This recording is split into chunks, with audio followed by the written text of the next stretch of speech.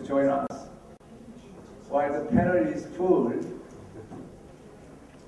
the audience seat is still half empty.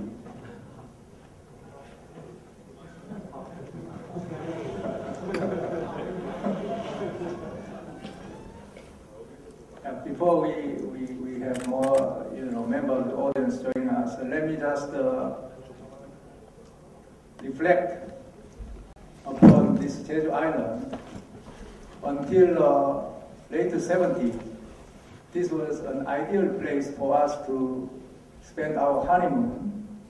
But nowadays, at least 3 countries from Southeast Asia, those 3 beautiful cities on Southeast Asia, have been competing with Jeju to attract more Korean honeymooners to their destination. That indicates how integrated Northeast Asia and Southeast Asia have become, even in the area of honeymoon spending.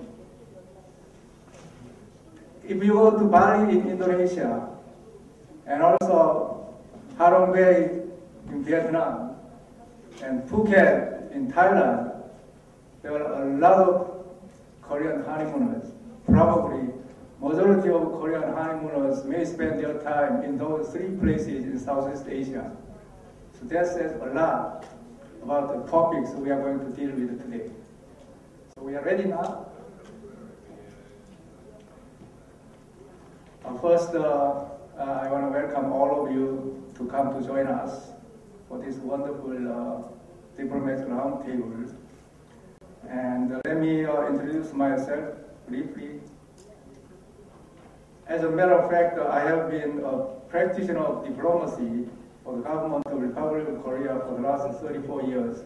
Before I took up the current position as Secretary General of Korea ASEAN Center. So I'm feeling like coming back to practice again my old professions, in which you are all were once engaged. As you have noticed, the overall theme of the 7th Jeju Forum for Peace and Prosperity is New Trends and the Future of Asia. But the theme of our session, which is Diplomats Roundtable, is ASEAN and East Asia cooperation. We have been given 80 minutes for this session. So each presenter or panelist is given 5 to 10 minutes for presentation.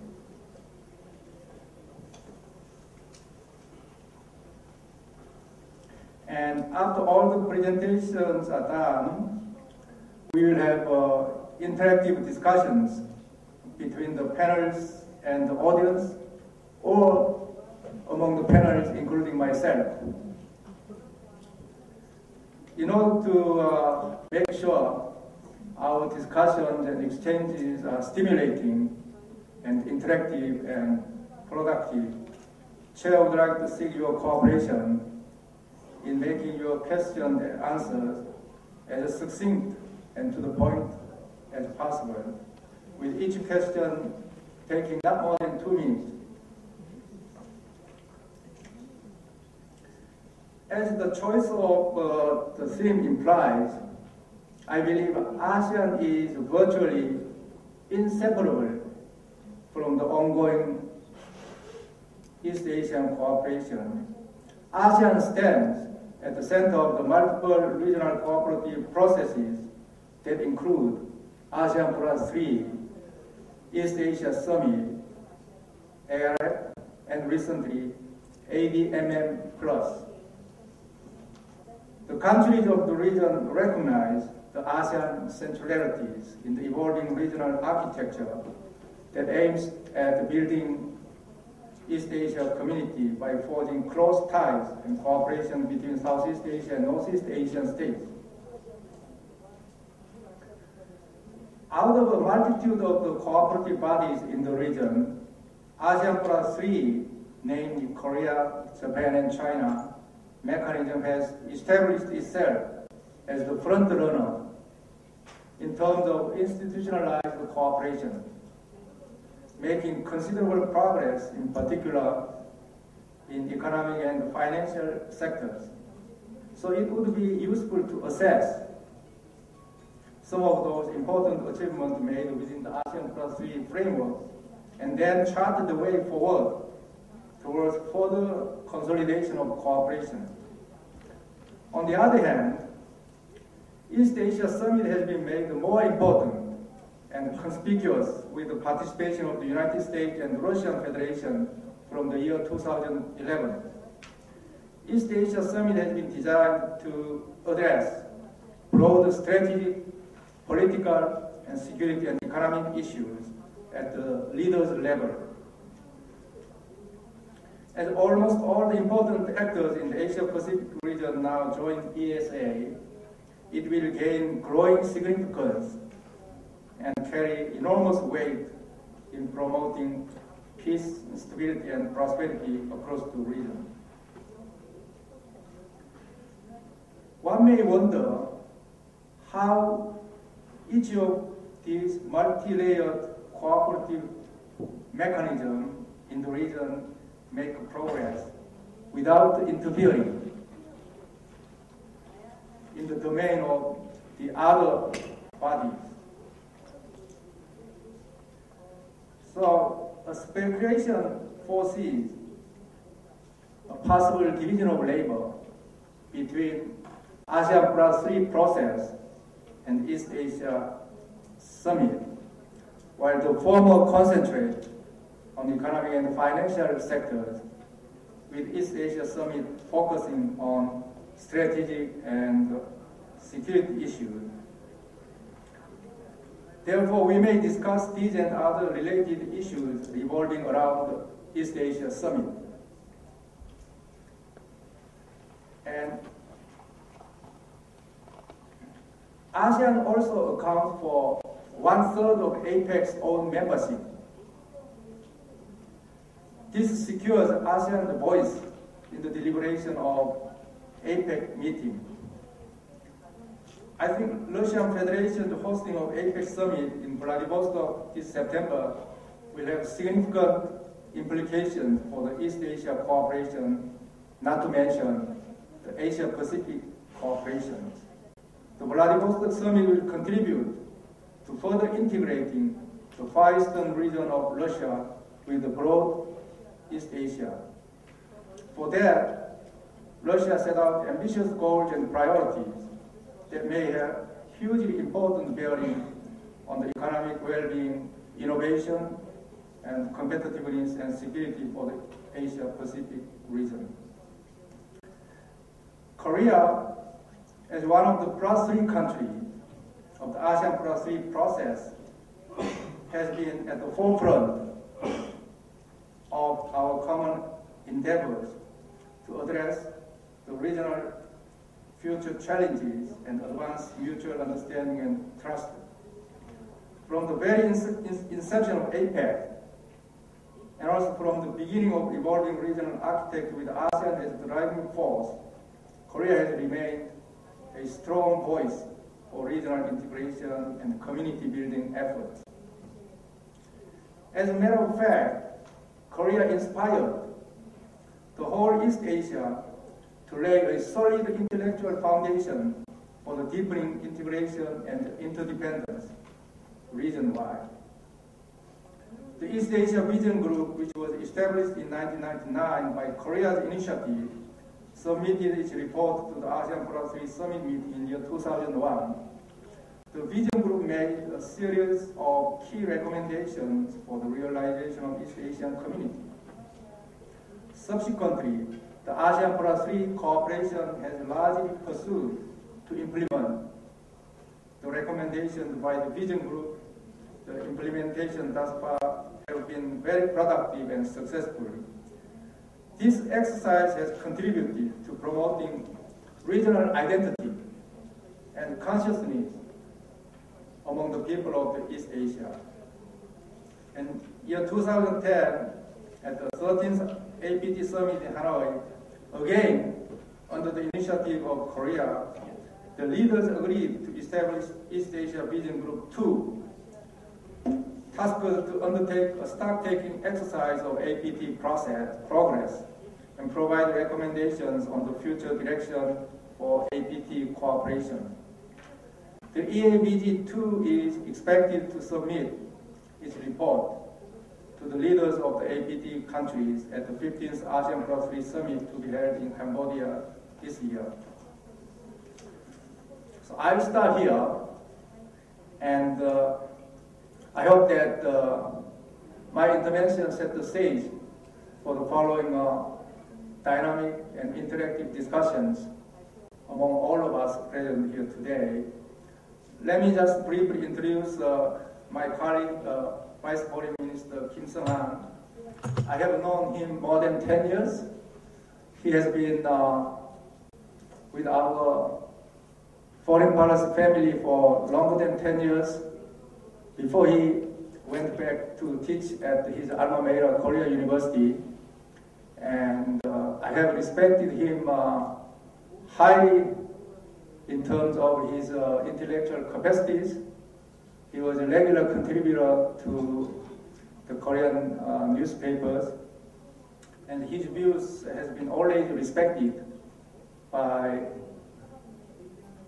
people like me who were and who are practitioners of diplomacy.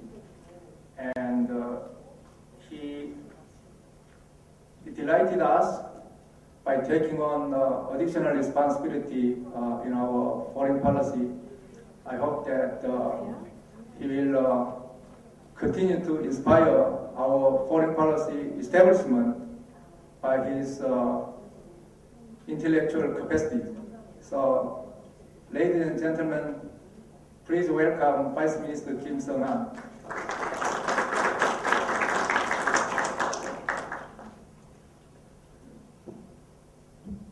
Thank you, Ambassador Chung Hae-moon, for such a very nice introduction. And also, I'm very delighted to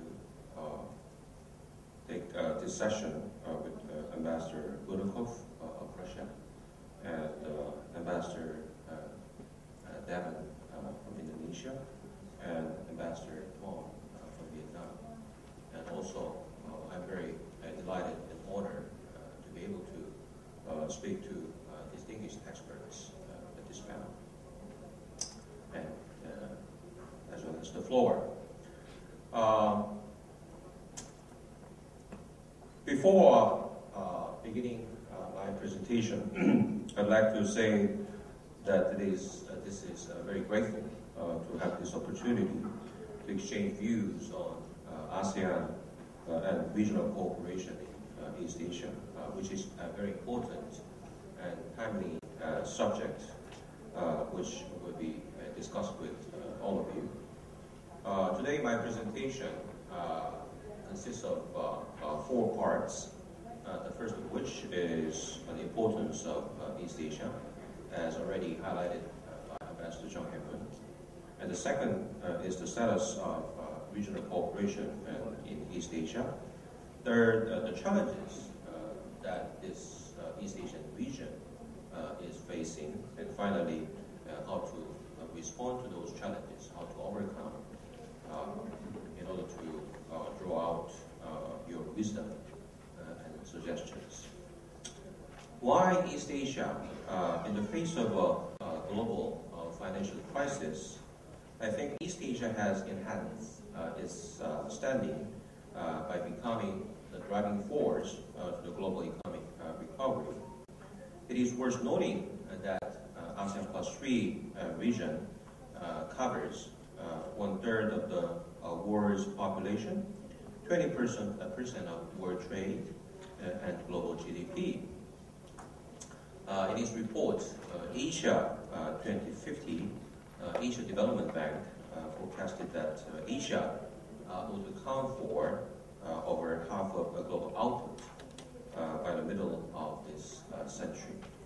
In this manner, Asia has developed into one of the largest markets in the global community. At the same time, economic cooperation within Asia has also widened and deepened. In the ASEAN+3 countries, intra-trade account for about 35 to 40% of their total trade, as Ambassador Chung Hyun-moon has already pointed out, and also account for significant proportion for the ASEAN+6, which is almost 45%. So these two factors, the rising competitiveness of Asia as a market, and secondly, the deepening interdependence within the region, provides grounds to consider the necessity of regional integration in East Asia. Then what to do for more integrated East Asia? In East Asia, there are a number of cooperative mechanisms such as APEC, ASEAN+3, EAS, East Asian Summit, ARF, ASEAN Regional Forum, APEC, ADMM plus to discuss and practice some operational-oriented kind of directions between ASEAN countries and the rest of the other regional countries. In all of these mechanisms, ASEAN is a central role. Indeed, ASEAN has been a key player to peace and stability in East Asia since its establishment in 1967. Recently, ASEAN is accelerating its integration process. It adopted ASEAN Charter in 2008 and put forward a vision to establish an ASEAN community by 2015. In addition, ASEAN has been enjoying relative peace and stability for the last couple of decades. There were very few serious conflicts except for the Thai-Cambodian border issue. Moreover, it has evolved into one of the most preferred destination for investment while recording a substantial growth rate compared to that of the world economy. With ASEAN at its core, the ASEAN Regional Forum, ARF, was established in 1994, ASEAN+3 in 1993, and East Asian Summit in 2005. In particular, the APT has become one of the most institutionalized bodies in East Asia. It has more than 60 sectoral bodies and covers 20 areas of cooperation. And EAS is gaining more attention since the United States and Russia have joined as new member states, which means APT is rather centered upon East Asia, literally. On the other hand, EAS is aiming for the expansion in terms of geographical scope to include the so-called Pacific countries such as Russia, United States, Australia, New Zealand, etc.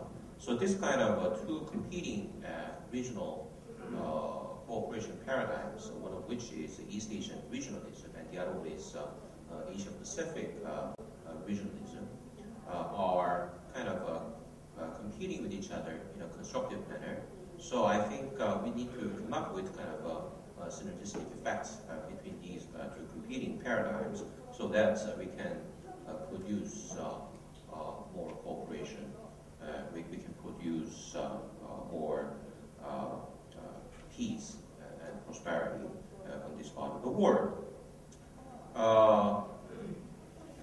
ARF, ASEAN Regional Forum, which has the longest history of all, has been an effective means for confidence building and preventive diplomacy. As you may know, we need to go through kind of 3 stages, starting from confidence building and move to preventive diplomacy, but the final destination is for ASEAN Regional Forum to become conflict resolution mechanism, which is yet to be realized at this juncture. And the flagship project of ASEAN Regional Forum is the so-called DREX, Disaster Relief Exercise, which is a kind of a civil-military cooperation exercise to deal with natural disasters, so that the cooperation between the civilian sector and the military sector may be better practiced. I'm very pleased to announce that the Korean government for the next year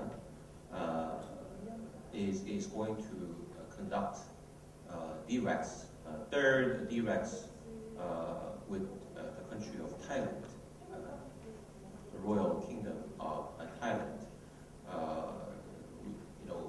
which has been already agreed yesterday, in the sense that these two countries next year will conduct more sophisticated, better equipped kind of exercise to effectively deal with natural disaster. So that will be kind of, I hope, kind of a benchmark on which the rest of the other countries could draw some effective lessons and useful lessons out of it. In addition, other sub-regional and issue-oriented mechanisms are on the rise. The CJK, China, Japan, Korea, trilateral cooperation, and the cooperation around the Mekong River, and ASEAN Defense Ministers Meeting Plus are such examples. So, against this backdrop, we need to briefly touch upon challenges we are facing at this juncture. The first, the recent financial crisis shows that we need to create a source for sustainable growth and a safety net for the financial market. So the United States economic recession in 2008 and the recent crisis in the Eurozone raises the questions on the pattern of trade in Asia and underlines the need to underlines the need to increase internal or domestic consumption. Also, these financial crises will threaten the growth of the financial market in East Asia if we do not take precautionary action in time.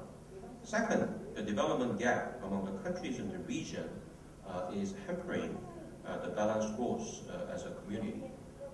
So that's why we need to try almost effort to overcome this kind of divide or a gap, which is very serious, considering that the one country in the region has a GDP per capita which is less than $1,000, and another more than 40,000. This is kind of a huge gap which needs to be overcome as soon as possible through intensive and strong cooperation among the countries.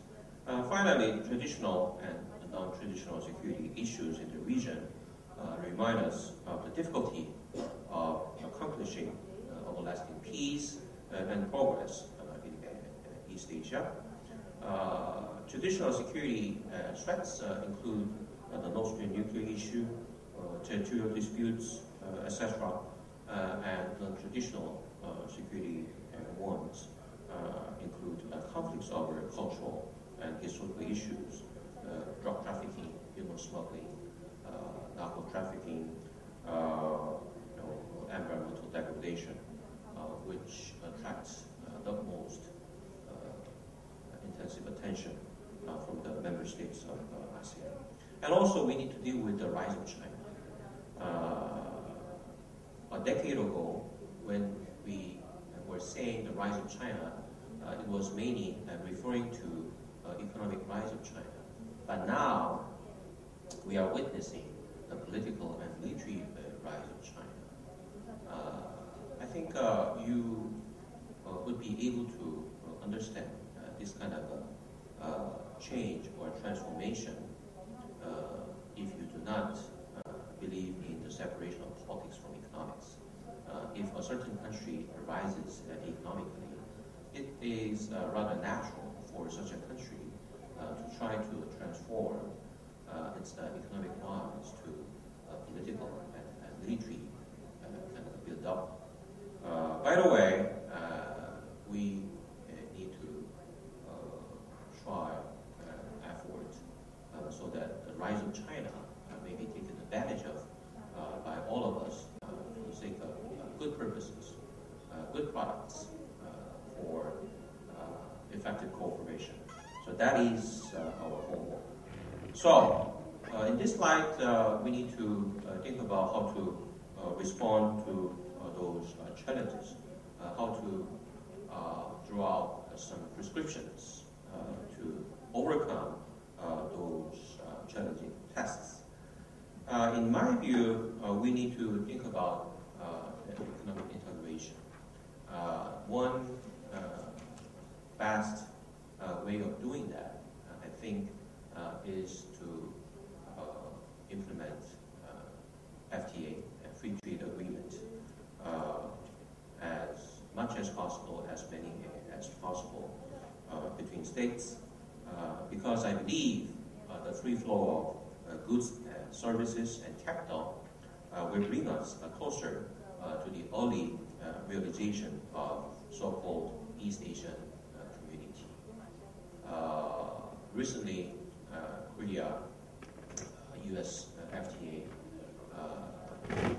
became effective, and also Korea and China have started negotiations over Korea-China FTA, and also CJK FTA will be started very effective manner. So this is one prescription. And the second one, we need to ensure stable and substantial development of the financial market in East Asia. And thirdly, the development gap in East Asia needs to be reduced. And finally, we need to make more use of the various multilateral or cooperative mechanisms in the region. We already have multilateral mechanisms such as ASEAN Regional Core, APEC, EAS, etc. As I already pointed out, we need to try almost efforts to come up with synergistic effects among those multilateral mechanisms. So this is how I see the regional cooperation in East Asia. And frankly speaking, United States, while it had been preoccupied with the war in the Middle East, they did not pay much attention to Southeast Asia or ASEAN. But now the United States is returning back to Asia, even though some formal officials of the Bush administration did not like this kind of word of returning, because they believe that they were already in Asia. But what I mean is that the United States is kind of re-engaging or kind of balancing its policy toward Asia. So this kind of factor that the United States is returning to Asia is to be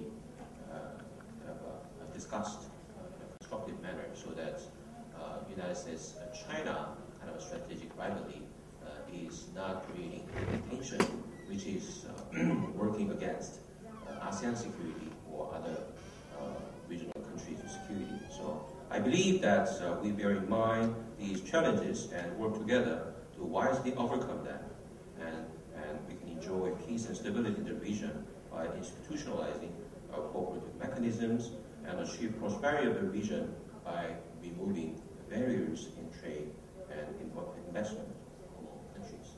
On that note, let me stop here. I again really appreciate this opportunity to share my thought with all.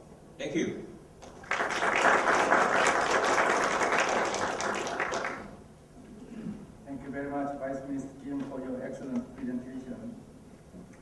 before I invite the ambassador of Russian Federation to make his presentation, let me just briefly introduce Ambassador Konstantin Bukhanov. Ambassador Konstantin Bukhanov earned his PhD in History, Feiston Study Institute at Russian Academy of Science in 1991. And he spent a considerable period of his career dealing with issues pertaining to China. So I did find in Ambassador Konstantin Bukhanov a great source of information and perspective on how China could evolve over time. And Ambassador Bukhanov served as Consul General of Russian Federation in Hong Kong and Macau. And most recently, before he came to Korea to take up this prestigious ambassadorial posting, he served as Director General, First Asia Department, the Ministry of Foreign Affairs of Russian Federation. Since October 2009, he has been serving with distinction as Ambassador of Russian Federation to the Republic of Korea. So, ladies and gentlemen, please welcome Ambassador Bukhanov with a warm round of applause.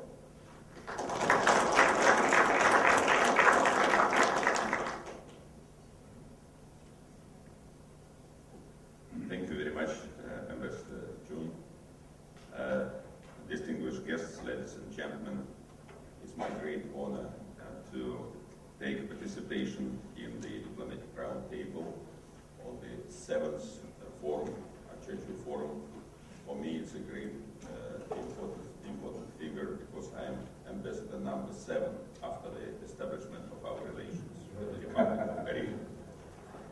And today I would like to make my speech to divide it into 2 parts. First of all, to introduce our view on the situation in the region and to talk about the Russian participation in the cooperation and integration in East Asia and Asia Pacific as a whole. After the North Korea's rocket launch, the situation on the Korean Peninsula changed from positive hopes to serious concerns. We call North Korean leaders not to oppose themselves to the international community, refrain from actions worsening the situation in the region and creating additional difficulties for the resumption of the six-party talks. At the same time, we expect maximum restraint from all others of the region, of other countries of the region, asking not to play up to Kenya's hopes, not to provoke armament race and full-scale military conflict. It's important to keep window of possibilities open for North Korea. Only calm and well-balanced steps would lead to real change. We stand for the quickest resumption of the dialogue between North and South Korea. In our opinion, it should not be any preconditions before that. Russia intends to contribute to maintenance of peace and stability on the Korean Peninsula and in the East Asia. We are trying to play a very active role, at least in 2 fields. First, Russia is a chair of a special working group within the framework of the six-party talks, the working group on the mechanism of peace and security in Northeast Asia. We prepared a draft of the document on the guiding principles, providing guarantees of security to all countries, including North Korea, which is known to justify its nuclear program by the threat of aggression from the United States and the Republic of Korea. We are sure that there will be necessary in future to make a multilateral document with not only political but also with the juridical obligations based on the international law. Such a mechanism would become one of the components of future security architecture in Asia Pacific. Second, as maybe you know that Russia suggested earlier 3 large trilateral projects of cooperation between Russia, North and South Korea, such as the connection of the Trans-Korean and Trans-Siberian railways, program of creating united energy system in Northeast Asia, as well as building gas pipeline from the Russian Federation through the peninsula. We think that the realization of such projects may provide not only huge economic benefits to all countries concerned, but also contribute greatly and positively to improvement of the situation in the region. Dear colleagues, it's natural that East Asia and Asia Pacific are among the key priorities of the Russian foreign policy. We are not newcomers in East Asia. Historically, Russia has been inseparably connected with many countries of the region. Now we are intensifying our efforts aimed at a deeper involvement in the processes of political and economic cooperation and integration in East Asia. Russia is a prominent member of regional, multilateral and trans-regional associations like BRICS, the Shanghai Cooperation Organization, the ASEAN Regional Forum, ARF, the Asia Cooperation Dialogue, as well as RIC Forum involving Russia, India and China. Not so long ago, we made our debut in East Asia Summit and ASEAN. We accord priority to the development of economic cooperation, focusing on the areas where we have distinct advantages. For example, energy sector, transport, space exploration, prevention of natural disasters, etc. Asia has every reason to view Russia as a critical element of military and political stability, as well as sustainable development. We may effectively contribute to solving the region's energy, transport, scientific, technological, and environmental problems, and our partners are well aware of that. This September, as our chairman of the Roundtable, Ambassador Chun, said, our Far Eastern, we call it capital of the Far East, Vladivostok, will host Asia-Pacific Economic Cooperation Summit. Last November at the APEC Summit in Honolulu, the President of the Russian Federation, Dmitry Medvedev, stressed that we would ensure continuity in achieving the objectives promoted by the United States and other chair states, as well as fully implement our own priorities. For example, further liberalization of trade and investment, and deepening of regional economic integration, cooperation for the innovation-driven growth, improving transport and logistics, as well as ensuring food security. We closely follow the establishment of a system of free trade agreements in Asia-Pacific, including the framework of a comprehensive economic partnership for East Asia. We were not so active before we joined the WTO. But now, after we became full-scale member of WTO, the situation changed drastically. The negotiations on the free trade agreement between Russia and New Zealand are entering the final phase.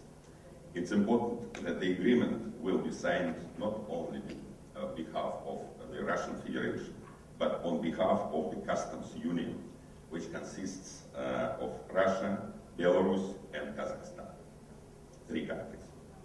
A similar document is being negotiated with Vietnam. There are plans for building the same kind of partnership with ASEAN countries and ASEAN group in the nearest future. Russia has no hidden agenda in the region. We look forward to intensifying multilateral economic and political cooperation with all the countries that they show such a willingness. Cooperation for peace, stability, and common prosperity is the key priority that determines the vector of our efforts in Asia Pacific. Thank you very much for your kind attention.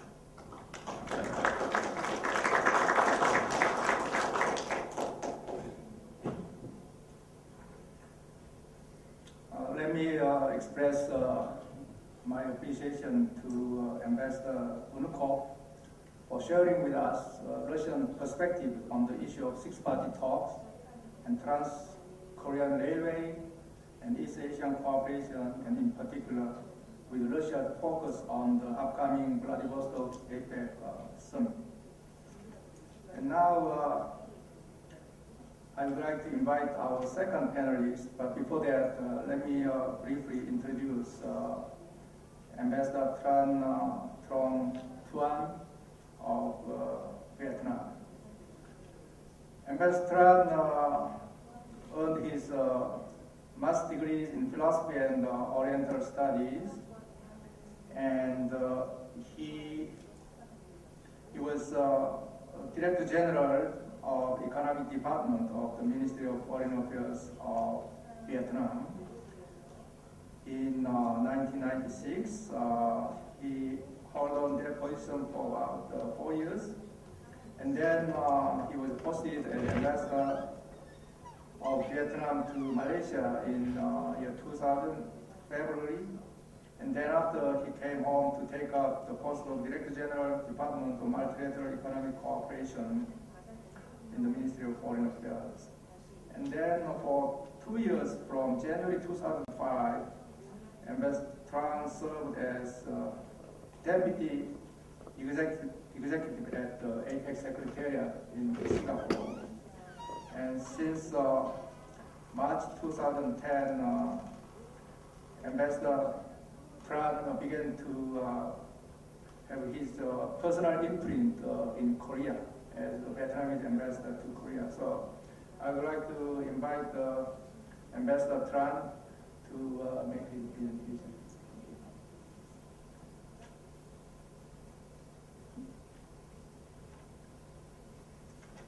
Thank you, Mr. Chairman, and distinguished participants. So I have my text of the speech, so I will not repeat my text of speech. I just draw some attention to some key points. So when we are talking about the ASEAN and East Asian cooperation, we have the several organizations inside of the region. And sometimes it's give impression that it's overlapping, but in fact it is the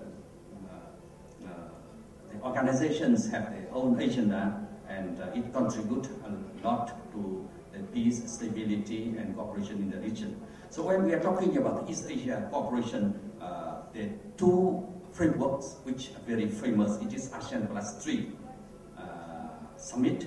Now it comprises of the 13 members, 10 ASEAN members, also China, Japan, and Korea. And agenda is focused mostly on the economic trade,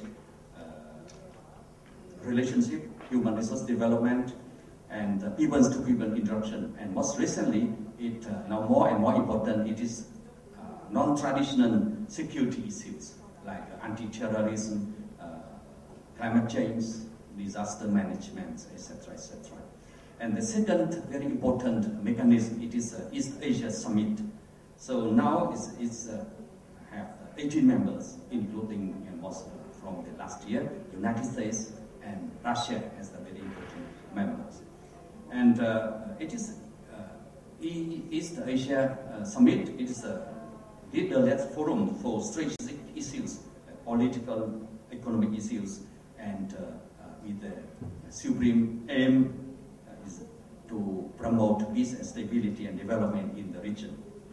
So, of course, as Vice Foreign Minister Kim Seung-han already introduced about the frameworks of our organization in the region, we still have other organizations, other forums like ASEAN Regional Forum or the newly established ASEAN Defense Ministers Meeting Plus, and also even we have the APEC. APEC is Asia Pacific Cooperation, but also a lot of members of this East Asia, also the member of APEC. So it is we have a multi-layer cooperation in the region. So in such a kinds of situation, what's ASEAN's role to promote the cooperation in East Asia region? So you know the ASEAN always retain the central role in this process. So why? Because you know the first very important mechanism, it is ASEAN+3. So ASEAN plays core as a core group in this ASEAN+3 process. And also, ASEAN also, with the support, of course, with the member countries of East Asia Summit, ASEAN set up the criteria for the non-ASEAN countries for the accession and participation in the East Asia Summit. For example, the country outside of ASEAN, if they participate to East Asia Summit, they should become the dialogue partner of ASEAN. And they should also accede to the Treaty of Amity and Cooperation with ASEAN. And also in fact, they should have effective cooperation with ASEAN. And also, ASEAN can play the central role and driving force for the cooperation in East Asia because it has been recognized by both ASEAN+3 Summit and also East Asia Summit. For this mechanism, they also reaffirm the centrality of ASEAN in this process. So in this East Asia cooperation, what ASEAN can do, must do, and should do to promote the cooperation. You know, as Vice Minister Kim Jung-han also said that we have a lot of challenges in the region. I just to name a few, it is historical barriers among the countries in the region. And secondly, it is difference in the development level and also institutions. And we also in the region, we also face rising territorial disputes among some countries. And we also have the non-traditional security challenges. So in such a kind, what ASEAN should do, we think that ASEAN must strive at most to contribute to the process of ASEAN+3 in the meaning that to promote the cooperation in 3 pillars. You know, the ASEAN+3 have 3 very key important pillars to build the community in East Asia. It is political and security cooperation, finance and economic cooperation, and also social and cultural cooperation. So ASEAN should try at most to promote the cooperation among ASEAN+3 countries.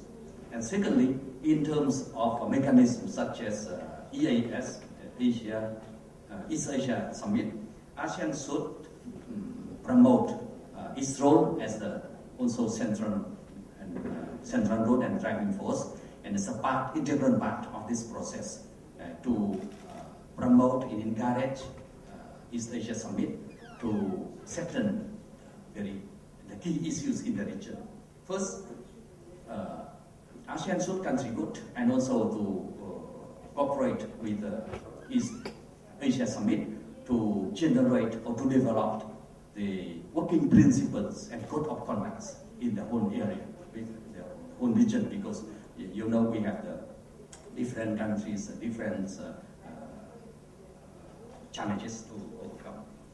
And we must use the existing tools like Declaration on Principles of Mutually Beneficial Relationship, and also such important framework like Framework for Regional Comprehensive Economic Partnership. And secondly, very important issues, it is disaster management. And you know the disaster management now is very much important because disaster in our region now became growing seriously in terms of consequences of scale and frequency. So the disaster management become one of the most important. So ASEAN should also contribute to this process. And the third, also very important areas, you know, because we have territorial disputes in the area, both in Northeast and Southeast Asia, especially South China Sea.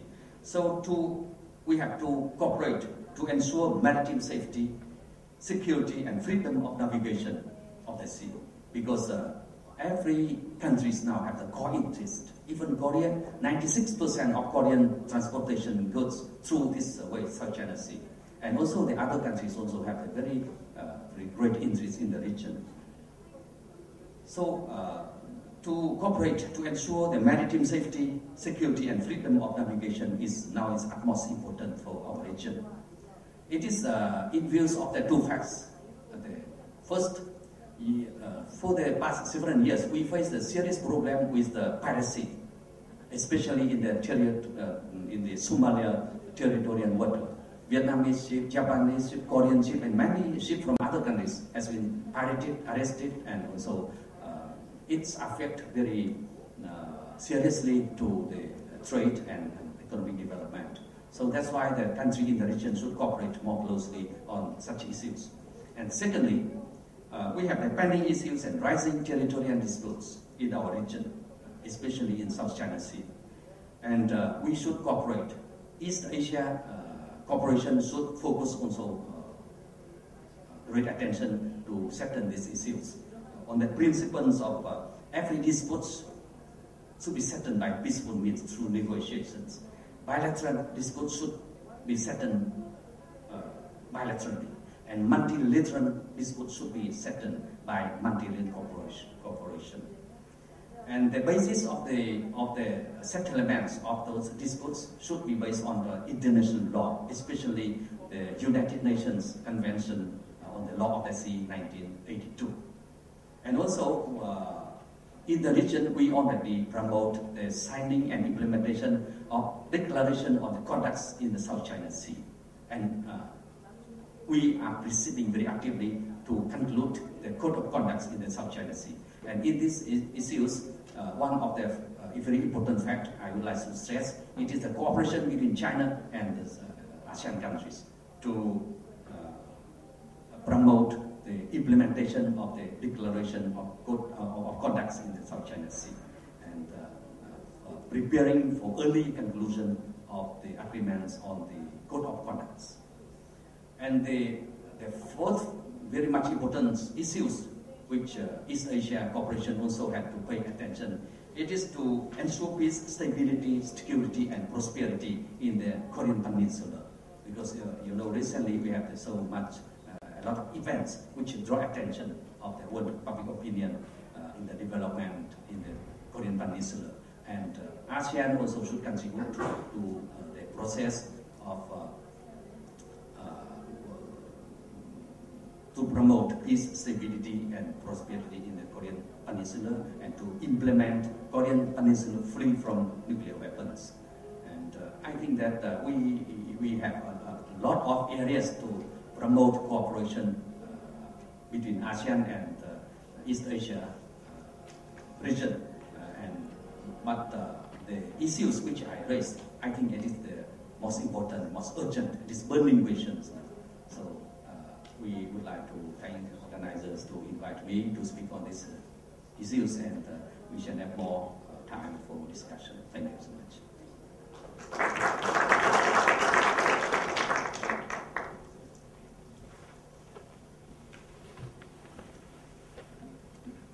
Thank you very much, Ambassador Tran, on your perspective on ASEAN's central role in the evolving East Asia cooperation, as well as your elaboration on the 3 pillars of East Asia cooperation. And also, I think we appreciate your elaboration on the issues like disaster management and also maritime security and freedom of navigation in South China Sea. With that, I'd like to introduce our last panelist, but not least. Before that, let me briefly introduce Ambassador Nicholas Damon. Ambassador Damon got his Master of Arts degree from Lincolnshire University in United Kingdom in 1997. And throughout his career in foreign affairs of Indonesia, he concentrated on dealing with economic issues, both in the Indonesian Foreign Ministry as well as in ASEAN Secretariat. He has built up distinguished career in those areas. let me just point out a couple of salient features in his career. He became Deputy Secretary General for Economic Cooperation, ASEAN Secretariat in 2006, February. He took up that position for up to 3 years. And then he became Director General for Policy Planning and Development Agency in the Ministry of Foreign Affairs of Indonesia from August 2004. He took up that post about almost 2 years. And he is somebody you can look to for Korea-ASEAN economic cooperation. So it's better to retain him for as long as possible here in Korea. And without further ado, let me invite my respected friend, Ambassador Nicholas Dunner, to make his presentation. Thank you, Ambassador John. Allow me to speak from the table because I saw there are two redundant papers here done by my colleagues from Vietnam and by myself. Actually, it's the same contents, yeah, because we have the same source. Anyhow, I just would like to highlight some of the issues, which is I don't want to touch upon the issues that has been, as mentioned by the Deputy, the Vice Minister, also and the previous speakers, including the moderator. But I just want to say here that the roadmap of ASEAN, because now we are talking about the ASEAN and East Asia cooperation. The roadmap of ASEAN is clear. We have the APEC, ASEAN, how do you call it, political security community that we agreed in Hua Hin in March 2009, as well as the ASEAN social culture community, also reached in Hua Hin at the time, same year. But then before that, we also reached the so-called the ASEAN economic community earlier in Singapore in 2009. And then from that three pillars, we have clearly a roadmap there towards the to establish the ASEAN community by 2015. So in every characteristic, every communities that I mentioned in the three main sectors have their own characteristics. But I think due to the short of time, I do not want to single out every characteristic of this, but I just want to highlight some of them. For instance, for the political and security, we envisage that ASEAN to be a rule-based community, shared values and norms, with a cohesive, peaceful, stable, and resilient, and we are responsible for the comprehensive security in the region. As for the economic, the characteristic is the single market and production base, and we also try to be a high competitive region, and then we want to be fully integrated into global economy in the future. Then, as for the social culture community, we focus on people-oriented. Then we want to see the social responsibility. We want to build a caring and sharing society in the future. Well, Mr. Chairman, I think before I go to East Asia cooperation, I just want to stress here, and it has been also mentioned by the previous speakers, that our forum is East Asia Cooperation Forum, or East Asia Summit is a leaders-led forum.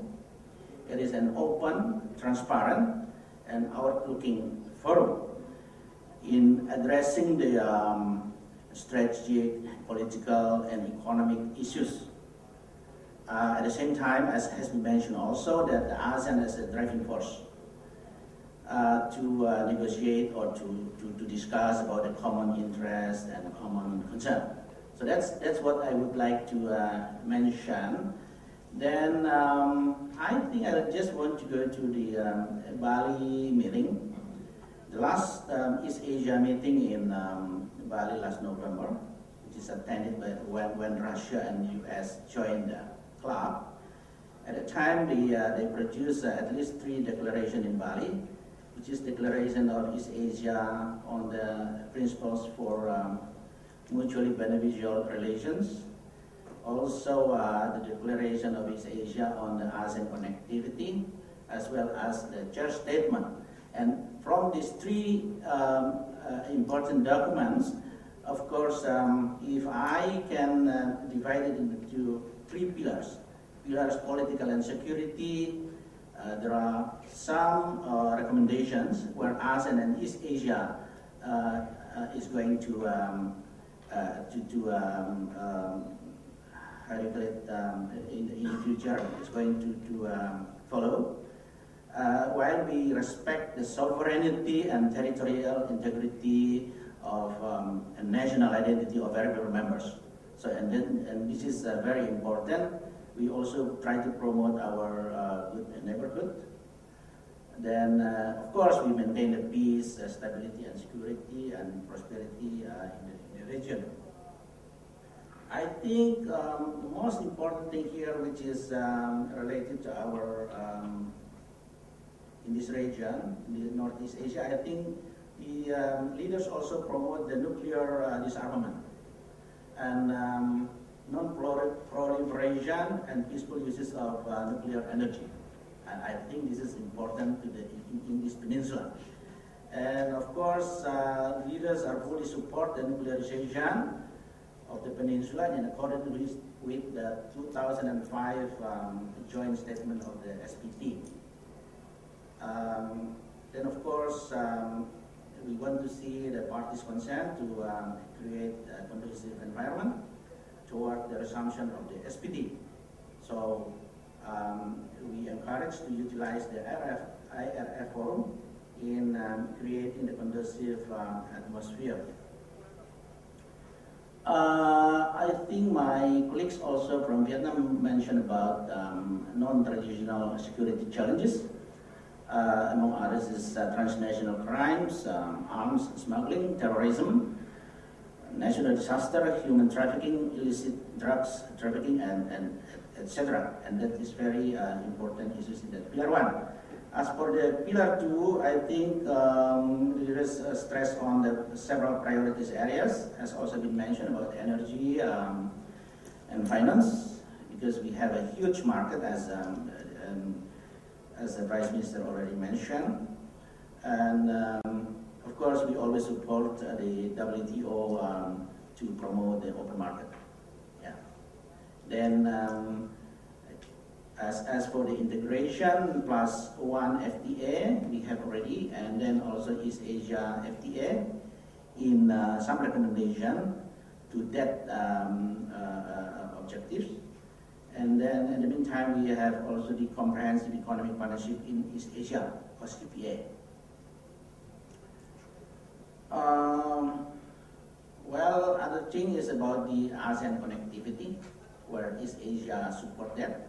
And as for the social and culture, since we have also a huge population from the 18 countries, then ASEAN and East Asia focus on several priorities areas, such as education, global health, pandemic disease, and people-to-people contact, poverty evaluation, and of course the environment and sustainable development and climate change, including the human resources development, science and technology.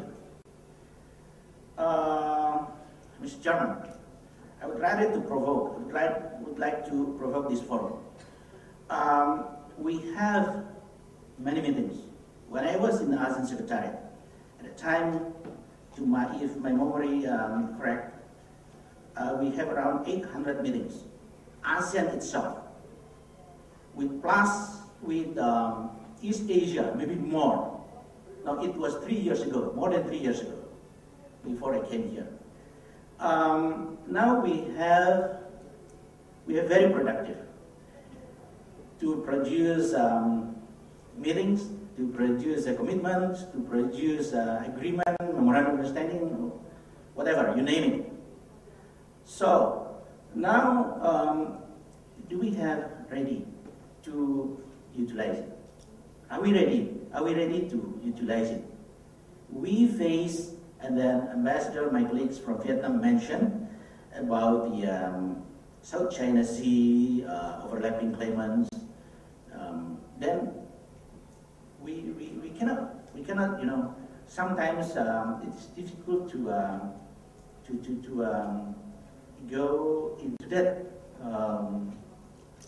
matters as a group. So those commitments for me are meaningless if we don't have goodwill. So the question here is, do we have also goodwill to implement this? Those so many agreements, so many commitments, not only by the ministers, senior officials, leaders even. But when the things comes to the reality, and then, you know, it is a different things. So for me, ASEAN or East Asia Summit can't do nothing unless the parties concerned are ready to go to the negotiating table, as mentioned in many commitments that we have produced. So my colleagues also mentioned about the, for example, we have a code of conduct on South China Sea. We have also the deputy minister, the vice minister mentioned also about the ARF forum, confidence building measures and preventive diplomacy. What are we ready to use that for?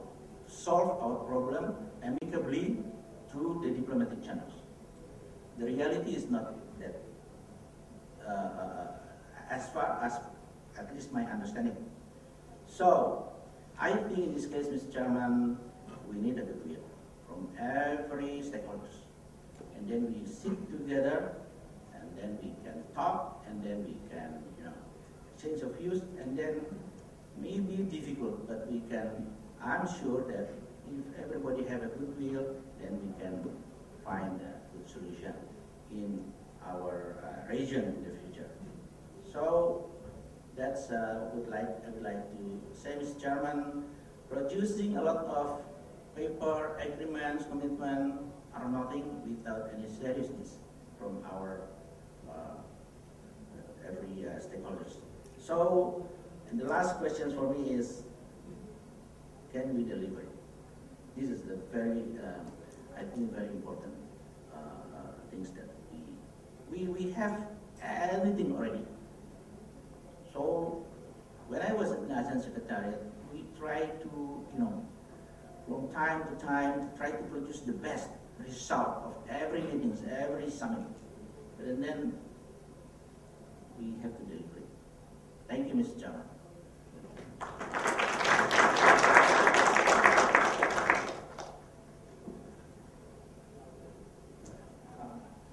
Thank you, Ambassador Benham, for provoking all of us into thinking again the value of so many meetings, so many agreements. I think we have to renew, you know, our determination to do deliver on those promises, commitment, you know, agreement made in more than 800 meetings now per year. And also, I would appreciate Ambassador Zamnon for elaborating how Indonesia would like to move forward the East Asia Summit process. I think that's quite beneficial. So now we have about 10 minutes left, and I open up the floor for interactive discussion between the panelists and audiences. So we may have 3 questions to be received before the panelists are ready to answer. Okay. Please. I'm the ambassador of South Africa.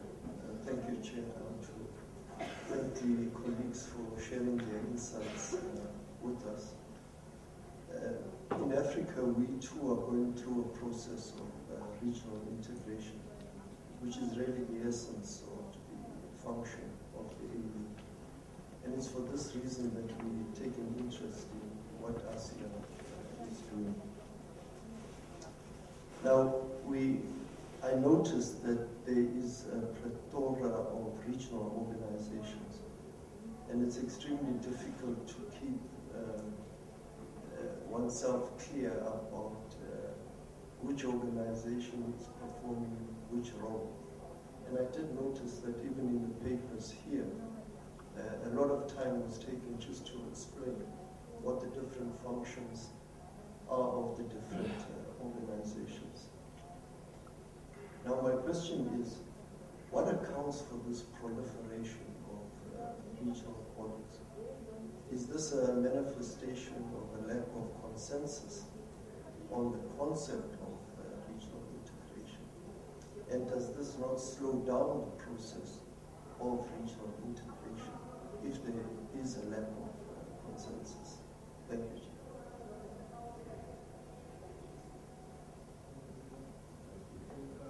Let me take two more questions before Dr. will answer the question. Anybody who would like to ask a question? Yes, please. Thank you. Thank you very much, Mr. Chairman. My name is Ian Mitchell. I'm from the Organization for Security and Cooperation in Europe. It's a pleasure to listen to the ambassadors give their views on ASEAN and East Asian cooperation. The question I have is really twofold. The first question is that in discussing the various interstate means of cooperation, various organizations and institutions that exist, my question would be if there is a role perceived by the ambassadors, either formal or informal, for civil society organizations, for people-to-people contact, as a way of dealing with some of the issues that have been raised today, some of the serious security issues that have been raised today. And the second is more of a general comment and question, which is that in Europe, of course, we have many also overlapping security organizations.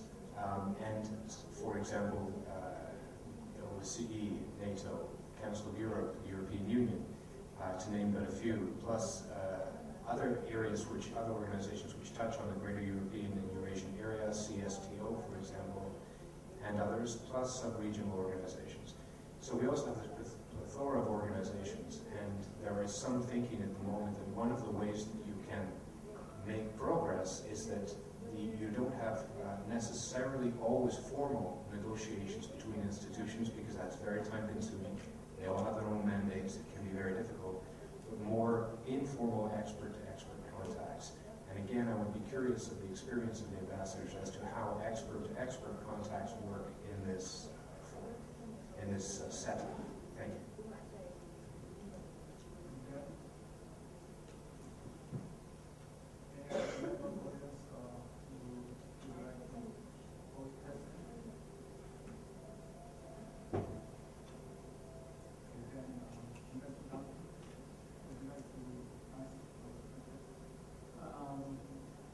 Thank you, Mr. Chairman. Yes, my colleagues from South Africa regarding the lack of consensus in regional integration in ASEAN. We don't really have a lack of consensus in ASEAN. We are quite diligent to have consensus, but then of course there is a. If we are talking about, for instance, I take from economic aspect or economic issues, yeah. But of course, there are maybe the lack of consensus on the sensitive list, for instance, yeah. But once we agree, once we make a commitment and it is binding, so if one country do not implement properly, and then there will be a penalty for that. So that is the beauty of ASEAN. because we have a binding commitment. Not we try to follow the WTO rules, for instance. So if we are not implementing our commitment properly, and then of course there will be everybody knows that there will be a penalty on that. But maybe to reach a consensus in well, maybe in the political side, it is a different story. Yes, there are sometimes, yeah, every countries have their own national interest, yeah, but then we always try to go to the negotiating table. And in every case, in our neighbors, without mentioning including my country, of course, sometimes we have also problem, but and then we are always trying to solve it friendly and in a brotherhood manner. So then we can avoid escalation of such issues. I think this is my colleagues from the European Security OSCE. The role of ambassadors and the people-to-people contact. But before that, I would like to answer the second one about the informal channel rather than just go through the formal one. The overlapping security, for instance, yes, that's true. And then we encourage from time to time to have, we know about we introduced a second track or 1.5 track, yeah, not only first track. Because if we go through the formal track and then, you know, it is sometimes very delicate issues, as I mentioned, based on the national interest. But when we go to the second track, diplomacy, and then, you know, it is more formal, it is more productive one. So, and then also we involve our academicians, yeah, for this, the universities, institutions in ASEAN to try to help the fast track, giving them giving them suggestions or recommendations from time to time. As for the people-to-people contact, whether any role by ambassadors, yes, to my case, yes, of course. We have, you know, people-to-people contact, but in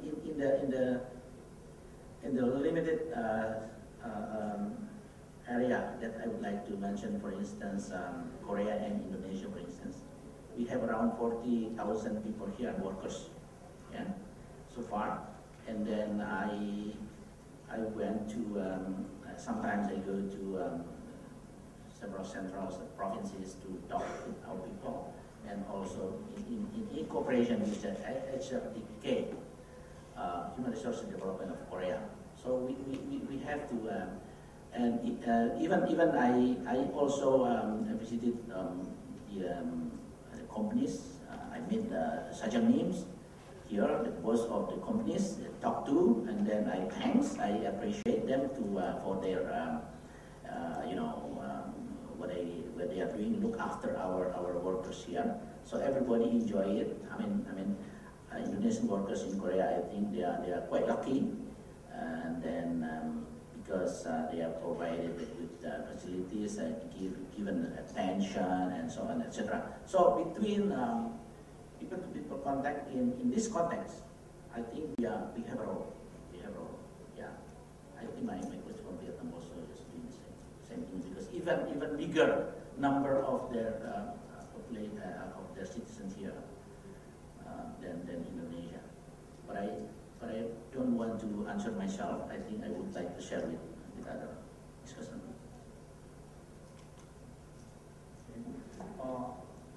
We do not have much time left, but I want to give you know, some work to do for Ambassador of Russia and Ambassador of Vietnam.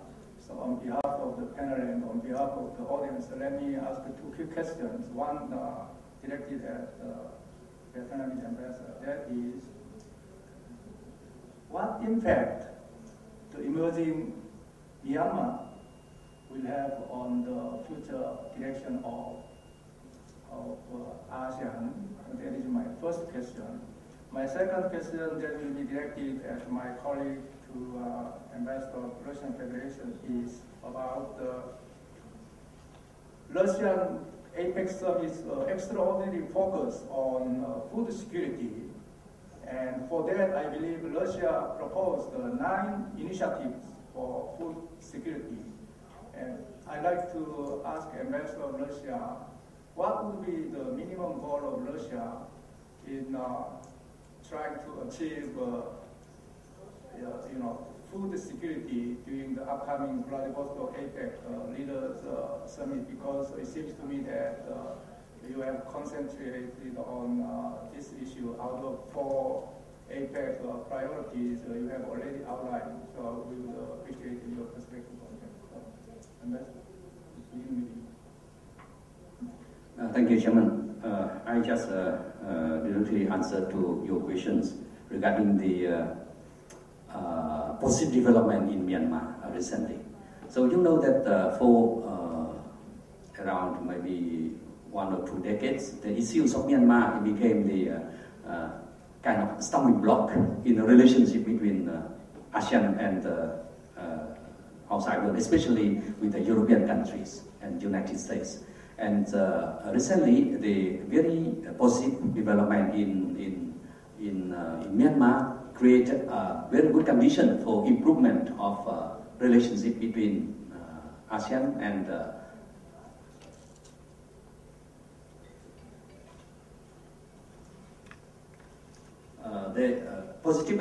the positive changes in Myanmar help this country open up to the outside world, and that's why we have very warm welcome from international community. And Myanmar already have the very kind of improvement of the image internationally, and invited a lot of attention and also the support, assistance from world community, including in United States and European countries.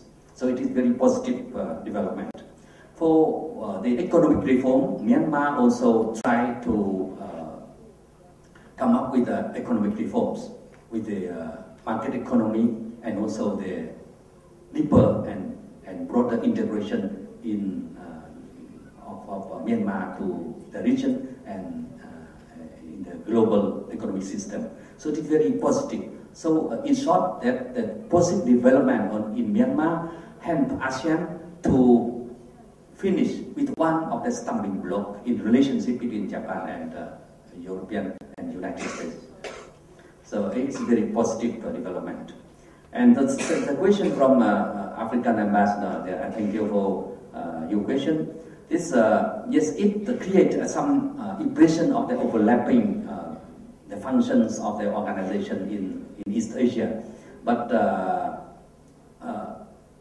I can explain that every framework, every mechanism of cooperation has their own agenda. ASEAN has their own agenda, ASEAN+3 also has their own agenda, and East Asia Summit, and also even ARF. So they have their own agenda, and when they implement the decisions and so the agenda, they need to cooperate with each other, and this became the complementary or supplementary to the whole process of the cooperation in East Asia, and make people more understanding about the whole process, understanding about the challenges which in the region we have to face. And it is in fact, it made a lot of public awareness and understanding, and from that we proceed to the better cooperation. And so for the civil society role in our region, it is one of the very interesting questions. And inside of the region, we also try to improve, to increase the civil society role and meaningfully taking part in the whole process. Because we know that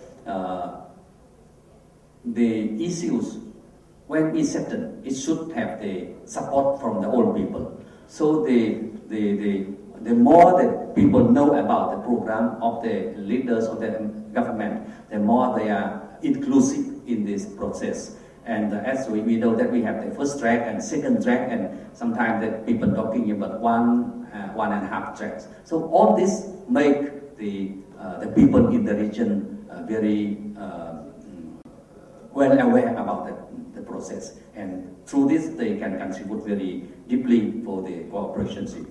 And of course, Ambassador of Indonesia mentioned that sometimes it feels that we lack of reasons and we talk much, but the concrete reasons very little come out.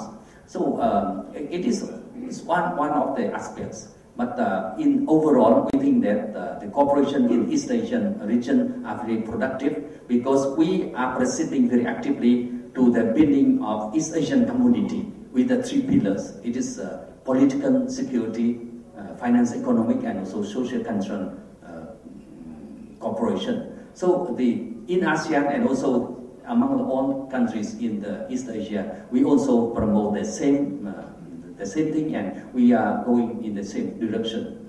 But the most important thing that we still have to profess that some territorial disputes among countries in the region still in the initial stage of settlements.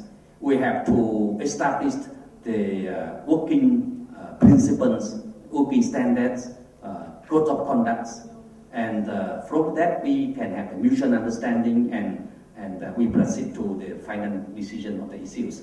But we have the